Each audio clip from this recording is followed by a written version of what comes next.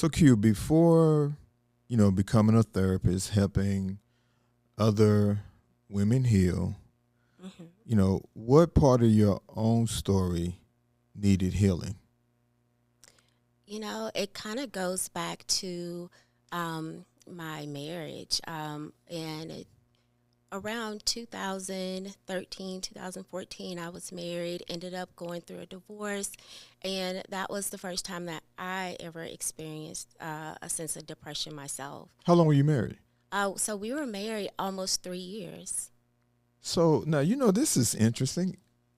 Being a therapist, right? Mm-hmm. Like, were there any writing on the wall that gave you some, indication that, maybe we may need to wait just a little bit longer and, reevaluate this situation?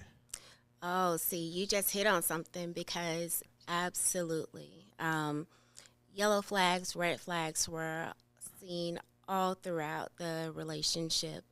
But at that time, my heart, I felt like overpowered the signs. So did you feel like you could fix the yellow flags, the red flags? It's almost sound like Lucky Charms, but It does. But did you feel like you could, solve it? Because I think most women, depending on what their personality type is, Mm-hmm. they sometimes become what I call the fixer. Mm-hmm. So what was your situation? So I would say it was more of the hoper, Okay. where it was I'm hoping that it's going to get better, that it's going to change. Maybe if I love you enough, that it'll change. Mm-hmm. Maybe if I'm doing all the right things, things would change. And sometimes it would for a moment. Mm. And So it's temporary. it was temporary, yes. And what was the deciding factor for you to say, 3 years in, this is not gonna work? Well, because if I'm being transparent here, and no shade to my ex-husband because he was a wonderful man and he is a wonderful man. But at the same time, the divorce wasn't something that I wanted. I still wanted to fight for the marriage, just because I believe in the sacred covenant of marriage. So Why is it that women fight harder than the men? that's a real good question. And sometimes I think that it is the passion behind it. As little girls, we kind of picture what we want our lives to be, Okay. to be the wife, the mom for most. Some women don't want to be a mom, but, but for many of us, we have this picture of a life that we want. And so when we finally get a version of that, it's like you want to hold on to it so much to the point of where it can be daily self-sacrifice. And that was kind of the place that I found myself in. And so, was this a mutual agreement to get the divorce? Like, how were you all with that? Or was it, I'm gonna take each other, I'm gonna run you to the bank? Mm-hmm. Oh, so for us, it was more of on the front end, me just kind of pleading, like let's try therapy, Okay. let's Okay. try, but it just And I don't even have to be the therapist, right? We could just right. Okay. Okay. And so did he agree to do that, or he just? No, I think at that point he just didn't want marriage. He just didn't want the marriage anymore. We were young, granted, when we got married. Okay. So I think that could have played a factor in it. But for the most part, his heart just wasn't in it anymore. And so we made the decision to, once we reached a point to where we saw that it wasn't going to resolve itself, that's when we just went ahead and parted ways peacefully. So were you in like a deep, dark depression, or it was a mild depression? I would say it was a mild functioning depression. Okay, so you could still function. I could still function. I could still show up for people, but on the inside, crushed. And And so how did you navigate through that? I became an expert at masking, and no one could And when you say detect masking, it you was wearing a mask. emotionally. You were wearing so I didn't know it was so there's the not necessarily physical mask that we wear, but we mask our face. But how do you mask your emotions? Like, what does that look like? Have you ever seen a comedian who laughs and they are just, cracking jokes all the time? Yeah. But then you hear a story and you see that they're not really feeling that, Oh, okay. Many times there's things underneath that. And so Okay. for me, I was able to smile. I was able to laugh. But on the inside, my answer was really, no, I'm not okay, even though I said, yes, I'm okay. What and I mean, this is not like an actual this is more of a educated guess, Q. But what if you just had to say a percentage, an educated percentage guess, what percentage of therapists go into mental health based on something that they went through, you think? Oh, I would say it's a lofty number. I would say maybe about a good 85%. Okay.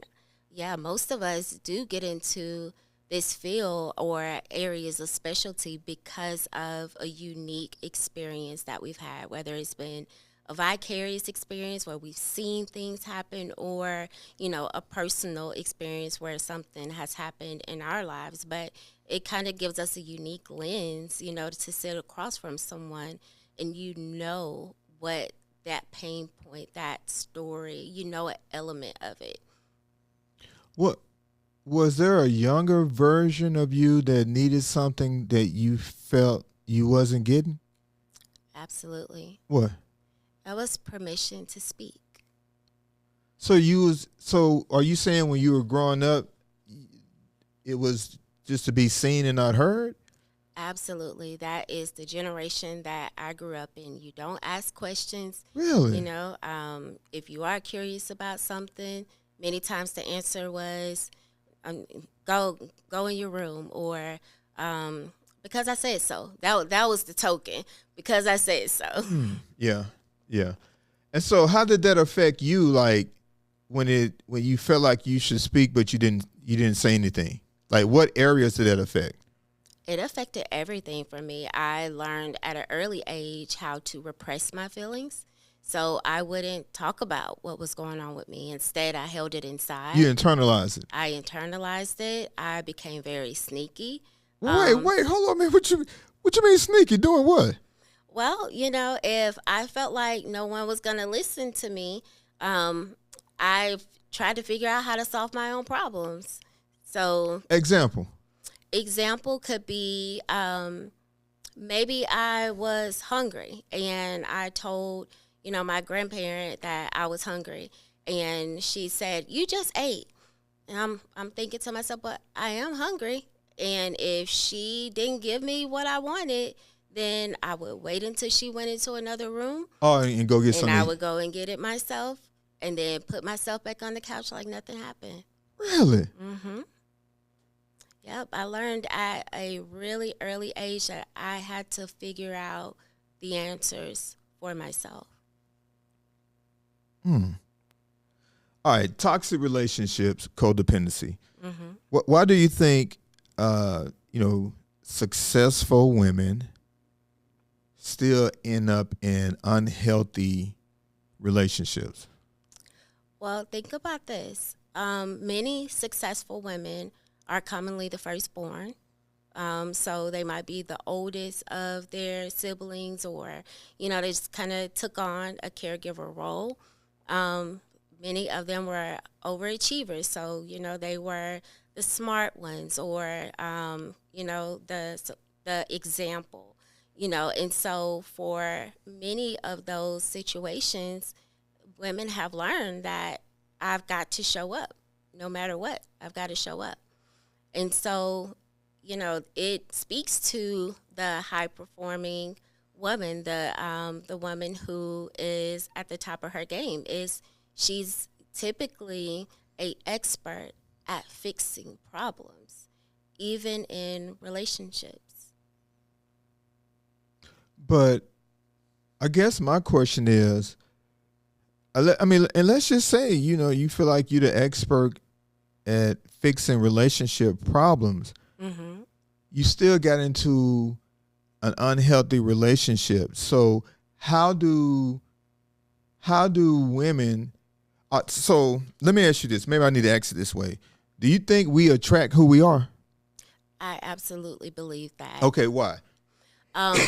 Because if you have a certain gift, then if that gift is shown or someone even has an indicator of that, sort of like a light, people get drawn to light. And so if a person possesses a certain gift in who they are, they quite naturally may attract certain types of people who recognize that there's a gift there. There's something that I want. There's something that I like. And so, okay, so women,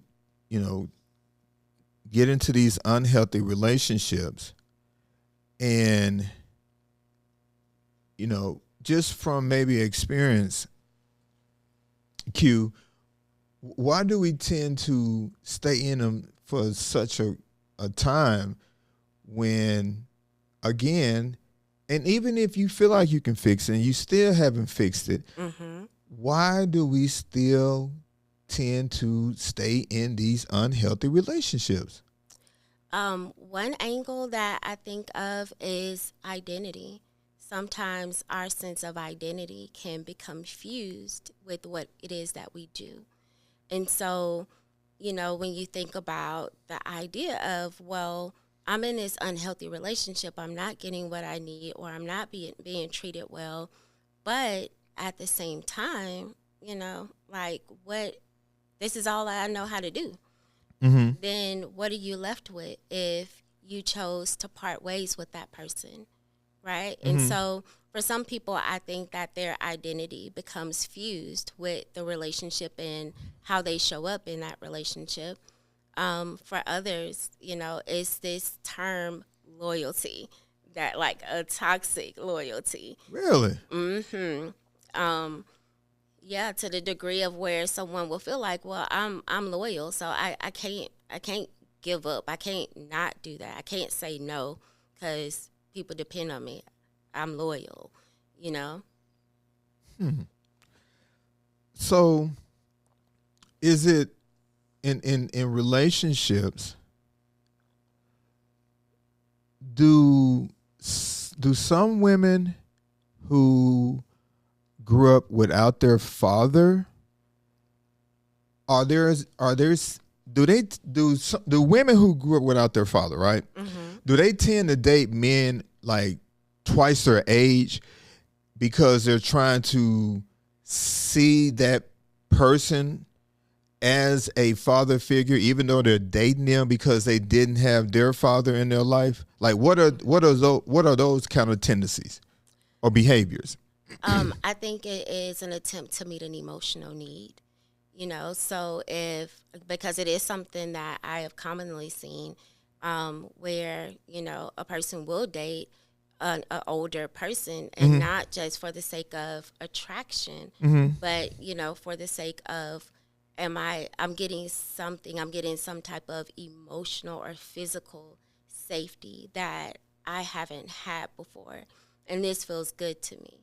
And so I absolutely believe that sometimes that can be found in someone who is more older, more mature, a person who reminds a woman of what a father would feel like or things that a father would have done if she would have received that. And so now in the relationship, you got, the conversation that women say, he always trying to act like my daddy. And we supposed to be dating. So what is the man doing to, give that type of behavior off?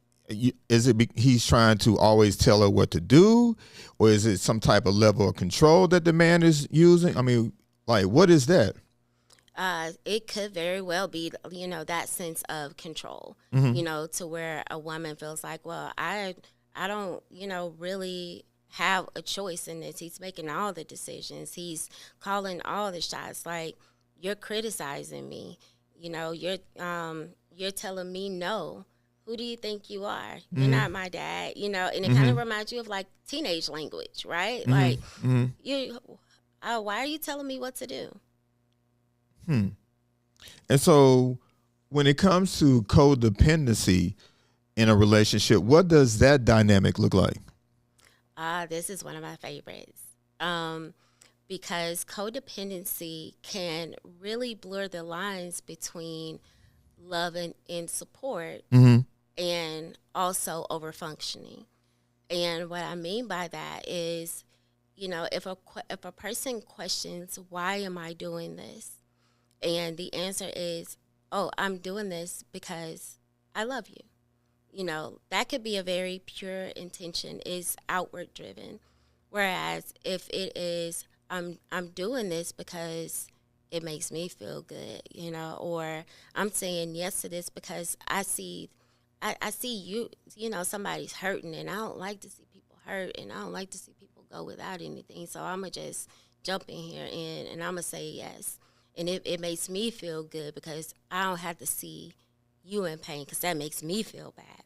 And so it kind of becomes a pattern. It's not just I'm doing this out of goodwill. I'm doing this because I want to, but it's more of I'm doing this because it meets a need and it makes me feel good and gets me out of a place of discomfort because of that. Have you personally experienced like any type of codependency? I have. That was a storyline from earlier in my life before I began doing my own work. Really? Huh.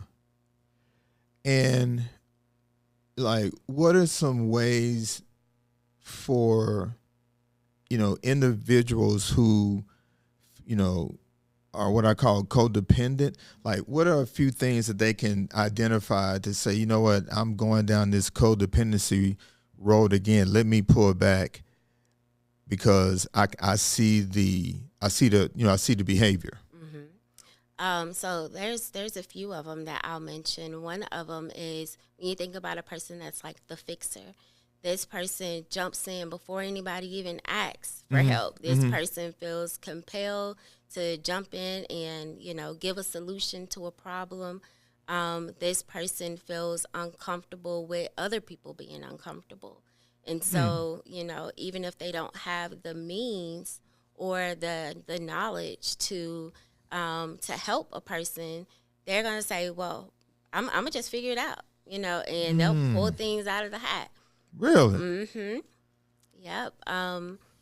Another form of it is the people pleasing, where it is, I don't want people to be mad at me, so I'm going to do this or I'm going to say this so that people will be pleased with me. And you'll see this many times when someone is like working for approval. They're not doing things because they're necessarily passionate, but they're doing it because they don't want to be rejected. They don't want to feel like a failure, so they'll just kind of go with the flow of things. How would that show up in their workplace? What would that look like? This would look like a person who their boss is constantly piling work on them. They know, this person knows that they don't have the capacity to accept any more roles, any more responsibilities, but they continue to say yes. And the boss is like, well, is this too much on you? And the person's like, no, I got it. I can handle it. And in the background, they're staying up till 3, 4 o'clock in the morning, having to show back up to work at 8 o'clock, knowing that this is cutting down on time with their kids. They don't have free time to go to the gym anymore, but it feels like I don't want to let this person down. I don't want to disappoint them. So I'm just going to just work through it. Even though I want to say no. Were there ever a point in your life that you felt like you were people pleasing? Yep, greatly. And that was one of the struggles, where I didn't like for people to feel disappointed in me. And so I would mask my way through it. I would just say, yeah, even though I'm like, I really don't want to, but okay, I'll agree. I'll just do it. And I was suffering inside, but I wanted to save face, so I would smile through it. I would, agree to things that I didn't want to agree with. So at what point did you, correct that behavior? I mean, like, what was that process like for you? Well, it kind of goes back to the part of my story with the divorce. After we got divorced, I started going to a divorce care group at my church at that time, and it was a support group, and we talked a lot about grief. And in doing that, this gave me the time to really examine myself. How had I been showing up? What parts of me did I lose along the way? Because I wasn't recognizing who I was in the mirror anymore.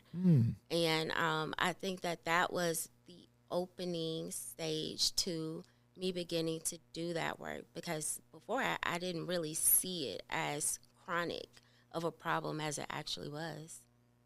Parenting. Let's talk about that. I know a lot of times I see it on social media, parents saying, that's my mini me, right? What's your thought process of that as a therapist? Kevin, this is a really interesting one because I've seen it time and time again. And, the sentiment of it or behind it can be a positive thing where, maybe a person, this parent, feels good about the fact that their child is, excelling or is doing something that they want to do. And so it can be a badge of achievement for the parent. But sometimes a parent can get lost in that, where now they're projecting onto the child expectations or some underlying pressure that the child is having to experience to live up to what the parent wants them to be. And in reality, the parent, it's really important for the parent to understand that this child is still their own individual. And so while you may be proud to be their mom, to be their dad, this is still a individual person who deserves to find their passion, I've also seen on social media parents who have a son only, right? And instead of being the mother to the son, it's almost as if they're treating their son like he is her husband or he is her boyfriend. What's going on in that behavior? That is something that I call porous boundaries. What's another word for porous? You just that's your world now. Okay, let me let you in a little bit. Okay. So, in my words, porous, I think about like a sponge. Okay. When you look at a sponge, it has different size holes on it. Right. There's no consistency in the sizes of the holes. Okay. That's kind of what I see when I think about porous boundaries. Is it's inconsistency. It's the blurring of boundaries, and so. This is a dynamic where you may see a mom and a daughter be more best friends than they are, the mom being the authority figure.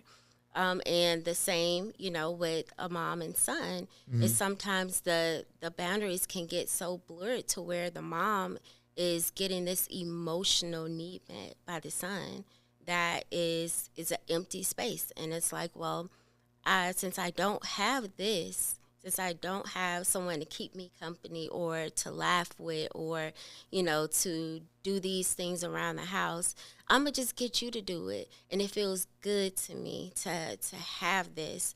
Even though I don't want this from you, you're here. So I'm just going to take it. And I think that creates that unhealthy dynamic. What could be the... Because, for every cause, there's an effect, right? Absolutely. What could be the effect behind that unhealthy dynamic as relates to the son, as relates to the mother? Just a unhealthy, well, in the world of psychology, we call it enmeshment, or just fusion, where, two people are just kind of fused together, and it feels difficult to manage or do life without it. And so the idea would be, how do I diffuse myself? How do I separate myself from, feeling like he can't function? Because essentially, as an adult, what that looks like is what's called like the mama's boy, right? Where you will see men who, they cling to their mothers. They look to their mothers for reassurance. They are. So it calls the person, the woman who is in a relationship with him, it can cause some issues, right? Ooh-wee. It can cause some major issues. Yeah. It can cause some major issues because instead of the wife and the husband solving problems together, now there's a third party into it. Now there's outside influence. And what happens to the trust and the unity that's built between the two when there's outside influence that gets to dictate the whole world and experience? So it absolutely can wreak havoc on a relationship. Did you ever experience that in your marriage, or your parents? Neither one of you all's parents ever got involved. Oh, thank the Lord! No, they didn't get involved. Okay. Becoming a helicopter child. I know when I was growing up, because I didn't have my dad, so my mom really became, she enabled me, right? And I had to, as I got older, I had to realize that wasn't healthy. Why do mothers become, and again, I'm talking from a male perspective, right? So I'm talking about men. I'm not talking about women because I don't know. Right. Why do women become helicopter mothers for their son? I think in a sense to, just to preserve, to protect, right? And in an effort to do that, sometimes a mother doesn't understand when it's my time to pull back, when it's my time to let him fall, and then that resilience factor for the boy, for the man, it becomes very low because it's like, I've never been given an opportunity to fail. So, how do I deal with disappointment when I don't have someone to save me, to coach me through it? Do you think there's also a level of, the man not even knowing how to be a man in the real world? Like, because the mom created this, what I call a shelter for him. He doesn't even know how to even deal with responsibilities. Right. Can that happen as well? Absolutely. Because how do you understand, how to weather a storm if you've never been out there? You have no experience with it. So what is the, when mothers create this overprotection for their sons, what's the consequences? Like, what are some of the consequences behind that? Definitely a lower sense of self-esteem. For the male? For the male. Okay. Okay. Yeah, because, if decisions are made for you, if you have this perfectly,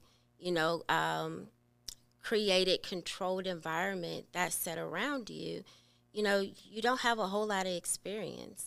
And so to be able to make independent decisions, to be able to be brave and courageous and take risks, that's not present. So that becomes something that is a non-factor for this male.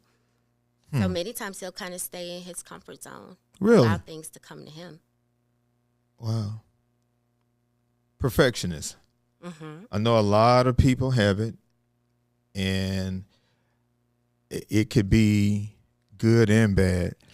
but I know sometimes perfection can look like discipline on the outside, but what pain is often hiding underneath it, you think? From my experience, number one, of kind of walking in those shoes, and then number two, out of a dedicated area of specialty, I see that fear is the most common culprit when it comes to perfectionism. When you say fear, like, what do you mean? Like, break it down just a little bit more. Absolutely. So when you think about this, many times perfectionism does come from childhood, where acceptance or, someone being proud of you, like it has to be earned. Love has to be earned. It's conditional, and based on performance. And so it can many times leave a kid feeling like, well, in order for me to get this from people, I have to do this. Mm-hmm. And if I don't do this, then I might not get the love that I want. I might not get the support, the cheers. And so when you think about that in adulthood, this is what, the overachiever can look like, the perfectionist, where they're at the top of their game.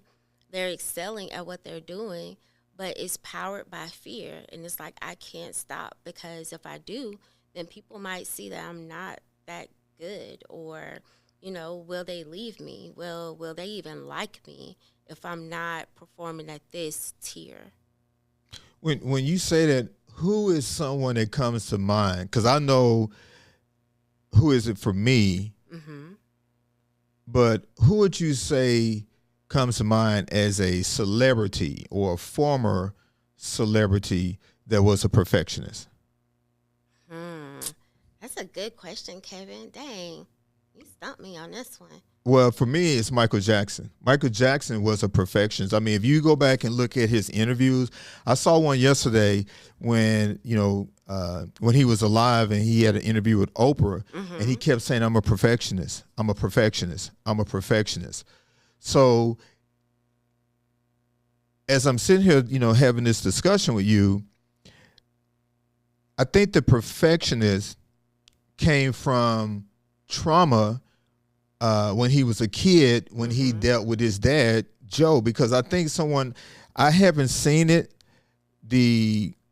but I heard someone said that, his dad, whether it was a good chord, he always told, no, that's not good. You can do better. So is that also, trauma? Absolutely, because it begs the question, will I ever be good enough? Wow. So dang, will I ever be good enough? I think that also goes back to people who are in, professions, right? They just never stop getting another degree, or they never stop getting another certification. And it's like, at what point do you say to yourself, I'm good enough? Well, that's when this work comes into place, because, otherwise it's a nervous system thing, Kevin. If your nervous system has become conditioned to feel like I find safety when people are pleased with me, when I am meeting expectations, when I am not failing, if that's when your nervous system feels the safest, then that's what you're going to repeat. But, if a person begins to understand why their nervous system reacts this way and begins to create another definition for safety, then they begin to back away from that performance-driven narrative. All right, so there's a lot of clinicians out here, and then there's a lot of life coaches out here, right? Uh-oh. And sometimes, excuse me, we're not able to decipher the two, right, or the difference between the two. Here lately, the conversation about Dr. Cheyenne Bryant, not having the credentials of being a clinician. So I think the first question we need to clear up is, what's the difference between, and this could be someone that's a clinician and a coach, and then this could be someone who's just a coach, but they're not necessarily a clinician, but in our eyes, we think they are a clinician. So what's a good way for us to understand the difference between life coaching and someone who is a licensed clinician? Okay, so I want to preface this with saying I love coaches. I love life coaches. They are amazing. Right? Okay. I think that where the lines can get blurred is, the difference between sometimes lived experience versus being trained, in identifying trauma. Okay. What do you do with trauma? And so when you're thinking about a therapist or a licensed clinician, these are people who have gone through, extended schooling to understand the mechanisms behind psychology. They go through master's programs, they go through internship, and dedicate thousands of hours towards licensure. And so there's a level of, of specialty when it comes to the treatment of individuals. And, when it comes to the therapy world, there's a governing body. We have a board that we adhere to. So if someone were harmed in the process of working with a therapist, well, there's accountability there. There's people that we report to. And so I think that, that is one of the defining factors is, with therapists, there's a board that adheres to the licensure and kind of governs ethics. Whereas when we're thinking about coaching, it's not a governed or a regulated entity, right? And so, sometimes a person who is in the coaching world, they may have lived experience with overcoming things, but the clinical aspect of it, being able to diagnose and, to give more clinical feedback and treatment, that piece is not there if they aren't also a licensed therapist. Okay, so let me see if I can create an analogy with what you just said. So let's just take the sport of football, right? Okay. And let's take a NFL running back, okay? And this is practice, right, before any games. Okay. And for some reason, the quarterback, every time the quarterback hands the running back the ball and someone hits him, he drops the ball. Okay. And so they constantly running this play, right? The coach is running the play again because the coach is trying to figure out what is happening, what's going on. We ran this play over and over again, and every time someone hits him, he drops the ball. Right. And so at this point, the coach is now saying, okay, based on my experience as a NFL head coach, football coach, I don't understand what's going on. So now it sounds like the coach says, okay, we need to bring in an expert to understand the cause that's creating the effect with our running back. Every time somebody hits him, he drops the ball. And so this person becomes that, clinician, right? And so the clinician goes into more of training, more, skills that relates to the cause that creates the effect. And come to find out, the reason why the running back is dropping the ball, because as a kid, he would get beat. He was abused. And I think that's something that the coach would have never figured out because he's just a coach, right? Right. But because the clinician had the training, the tools, additional understanding of, trauma, behavior, those type of things, he or she were able to identify. And now this running back never drops the ball because they have addressed the childhood trauma as a kid. Does that make sense? That makes plenty of sense. That makes plenty of sense. And look, it sounds like you have done your research, because I think that is a really like colorful example of how this can play out. You know, it's like they're both areas can really help a person, you know, to get to another level in their life. Like there's a place for both. But sometimes, you know, especially when it comes to media influence and things like that, a person's personal story for them can become, you know, a projection. And so everyone who can, you know, relate in a sense can kind of jump on the bandwagon, but not understanding that all of our lives are so complex, you know, so unique. So me and you may have a similar experience, but there's going to be some things that are completely different, some things that you won't understand about my experience. But if you're only going based on your experience, then it could overshadow. You might not even get to the depth of what I'm going through, you know? And so I think that's kind of a defining factor or difference between the two. There's a place for both, but, you know, there's a bit more area of specialty when it comes to therapists. Okay. I want you to look at the third cameras to the left of me, and I want you to talk to 3 different people. Okay. One at a time. I want you to talk to the codependency person. I want you to talk to the perfectionist, and then talk to the person who is in unhealthy relationships. Okay. So for the perfectionist, you know, understanding that your worth is not tied to what you do.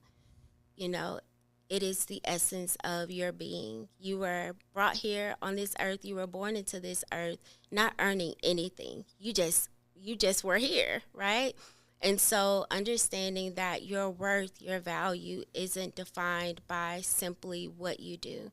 Because if what you do was removed, then who are you left with, right? And so understanding that you, just as you are, with what you have, you're enough. You are enough. When it comes to codependency, understanding that it is okay to ask for help. You don't have to be the silent sufferer who shows up for everybody else, but, you know, inside you feel like you're doing this alone. You don't have to be the one who solves everybody's problem, fixes everything. Like there's a place for you. You're just as important. So if you have this gift of love and giving, absolutely keep those gifts, but understand that it's also important for you to use those gifts for yourself as well. Create space. And for what was the other one, Kevin? Was it the perfectionist or the person who's in an unhealthy relationship? Yes, the person who's in an unhealthy relationship. Pay attention to the flags. You know, don't ignore the things that aren't connecting or aren't in alignment with your values. If you're seeing things that are alarming to you, it's alarming to you for a reason. If you feel your body tensing up or like you can't be yourself around someone, you can't laugh fully, you can't joke around like you normally would do, then that's a telltale sign. And so understanding that the things that are important to you are there, they are important.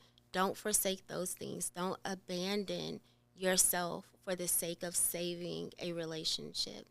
Self-sacrifice can be a part of a relationship, but if you're doing that continuously, that's your job around the clock, then you are very likely in a relationship that is draining you. And you deserve to be in a healthy relationship where there's balance, there's care, there's empathy. And hey, all three of you, y'all are enough. And that's okay if there's areas that you still need to work on. We all do. But you're special, you're unique, and you're here for a purpose.